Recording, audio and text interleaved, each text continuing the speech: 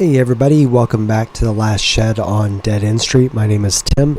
Tonight I watched the Toolbox Murders from, it says 1978 on Amazon Prime, but at the end of the credits it said 1977, so I'm saying 1977. Toolbox Murders is 91 minutes long too, so pretty short.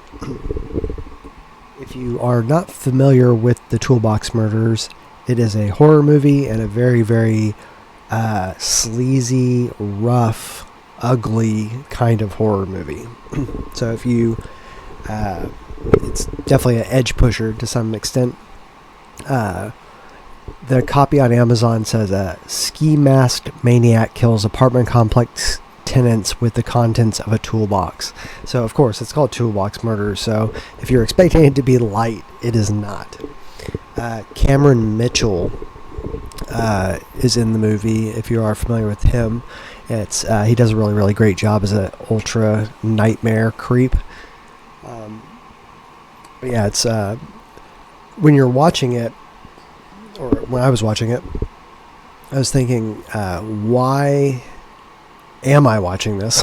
Number one, because there was no exposition or no context at all. It was just like introducing you to a female character and them getting horribly murdered with some tool of some sort.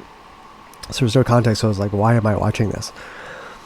And then it ends up turning into a bit of an investigation, and then we get to a little more depth out of it as we see kind of the ramifications of some of these deaths and how it affects the family of the victims and whatnot.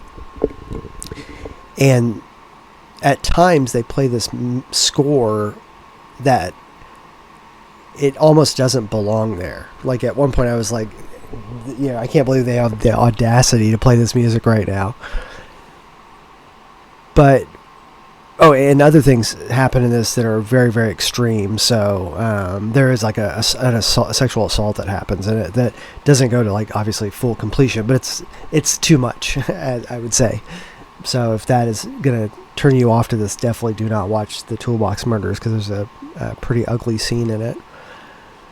But over the course of this thing, when you watch it and you're just like, what did I just watch? They hit you with something that I'm not going to spoil for you, but when it's all said and done, it gives a weight to the Toolbox Murders that you didn't realize there was, and a depth to it. It's kind of shocking, actually.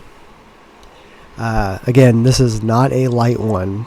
It is a pretty ugly, hardcore horror movie.